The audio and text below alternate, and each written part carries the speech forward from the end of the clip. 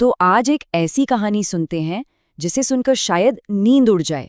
सोचिए, एक घना सुनसान जंगल, आधी रात का वक्त और 3 दोस्त। इनकी हंसी मजाक कुछ ही देर में चीखों में बदलने वाली थी। ये कहानी है तेल गांव के जंगल के उस सर कटे भूत की। कहानी की शुरुआत होती है एक आम सी रात से, जो बस कुछ ही देर में एक कभी न खत्म होने वाले बुरे सपने में तब्दील हो गई। कहानी सुनाने वाला उसका दोस्त सुरेश और अजय, तीनों एक ही बाइक पर थे। पूनम की रात थी और वो जंगल से गुजर रहे थे। उन्हें क्या पता था कि ये रास्ता सीधा मौत के मुंह में जा रहा है। कहानी का पहला हिस्सा उसी भयानक रात के बारे में है, जहां एक छोटा सा ब्रेक एक खौफनाक सिलसिले की शुरुआत बन जाता है। सफर काफी लंबा था तो वो थक गए थे। उन्होंने सोचा कि चलो एक पल के लिए रुकते हैं। बाइक सड़क के किनारे लगाई। कहानी सुनाने वाला और सुरेश एक तरफ गए और उनका दोस्त अजय वो अंधेरे में कहीं चला गया। मतलब एक बिल्कुल नॉर्मल सा पल था, जो कुछ ही देर में उनकी जिंदगी का सबसे डरावना पल बनने वाला था। जब वो दोनों बाइक पर वापस आए तो देखा अजय वहां है ही नहीं। उन्होंने आवाज लगाई, उसे इधर उधर देखा, पर जंगल की खामोशी के अलावा कोई जवाब नहीं। पहले तो लगा कि शायद अजय मजाक कर रहा है, कहीं छिप गया होगा, पर जैसे जैसे वक्त गुजरता गया ना, दिल में एक अजीब सी बेचैनी होने लगी। और तभी उस गहरी चुप्पी को चीरती हुई एक आवाज आई। ये अजय की चीख थी, कोई मजाक नहीं, एक असली जानलेवा डर में डूबी हुई चीख। अब ये साफ हो गया था, उनका दोस्त सच में किसी बहुत बड़ी मुसीबत में है। तो अब कहानी एक ऐसे मोड़ पर आ जाती है जहां से लौटना नामुमकिन था।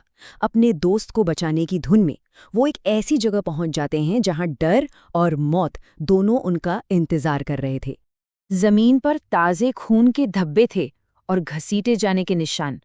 साफ पता चल रहा था कि अजय को कोई जबरदस्ती खींच कर ले गया है। वो उन डरावने निशानों के पीछे पीछे जंगल में और अंदर चले गए और वहां एक पुरानी 2 मंजिला लकड़ी की भुतान कोठी खड़ी थी। उस कोठी को देखते ही दोनों दोस्तों में बहस छिड़ गई। सुरेश तो डर से कांप रहा था। उसे पक्का यकीन था कि यह किसी डायन का काम है और उन्हें यहां से भाग जाना चाहिए। लेकिन दूसरा दोस्त अपने जिगरी यार को ऐसे मरने के लिए छोड़ने को तैयार नहीं था, फिर चाहे सामने मौत ही क्यों ना हो। हिम्मत करके जैसे ही दरवाजा खोला, मानो कोई हॉरर फिल्म शुरू हो गई हो। चमगादड़ों का एक पूरा झुंड उनके मुंह पर से होता हुआ बाहर निकला। हर तरफ मकड़ी के जाले थे और हवा में एक अजीब मौत जैसी गंध। तभी ऊपर से अजय की एक और दर्द भरी चीख आई और फिर एकदम सन्नाटा। सीढ़ियों से नीचे टपकता हुआ खून साफ साफ बता रहा था कि वो बहुत देर कर चुके हैं। ऊपर जो मंजर था वो किसी के भी होश उड़ाने के लिए काफी था।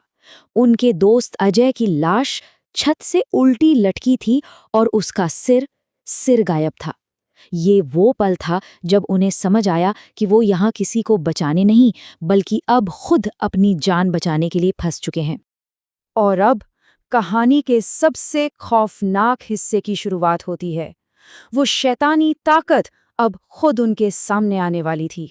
तभी अचानक उन्हें अजय की आवाज सुनाई दी, भाई मुझे बचाओ। पर ये कैसे हो सकता है, वो तो मर चुका था। आवाज एक अंधेरे कमरे से आ रही थी, जहां कोने में एक औरत साड़ी पहने उनकी तरफ पीठ करके बैठी हुई थी। और फिर वो औरत घूमी। उस मंजर को देखकर तो जैसे उनकी सांस ही रुक गई। उस औरत का अपना कोई सिर नहीं था और उसके हाथ में अजय का कटा हुआ सिर था, जिसकी बेजान आंखें अब भी उन्हें ही देख रही थीं। अब ये बिल्कुल साफ था कि उनका सामना किसी इंसान से नहीं, बल्कि किसी शैतान से हो रहा है। उस सरकटी औरत ने अजय का सिर अपने धड़ पर रखा और एक डरावनी मुस्कान दी। और फिर उसने अपनी शर्त रखी, एक ऐसी शर्त जो जिंदगी और मौत का सवाल थी। या तो मेरा सिर ढूंढ कर लाओ या फिर अपना सिर गंवाने के लिए तैयार हो जाओ। उस रूह ने फिर अपनी दर्द भरी कहानी बताई कि कैसे वो अपने पति के साथ छुट्टियां बिताने यहाँ आई थी। तभी 3 शराबियों ने हमला कर दिया।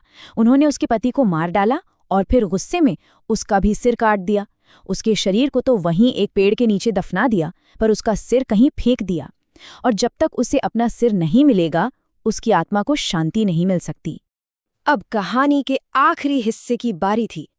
ये अब सिर्फ एक भूत की कहानी नहीं थी, बल्कि जिंदा रहने के लिए एक पहेली थी जिसे सुलझाना ही इकलौता रास्ता बचा था। मौत के उस खौफ के बीच कहानी सुनाने वाले ने दिमाग दौड़ाया। उस रूह ने बताया था कि वो लोग मछली फ्राई करने की बात कर रहे थे, लेकिन उसके पति ने तो सिर्फ एक ही मछली पकड़ी थी। तो इसका मतलब क्या हुआ?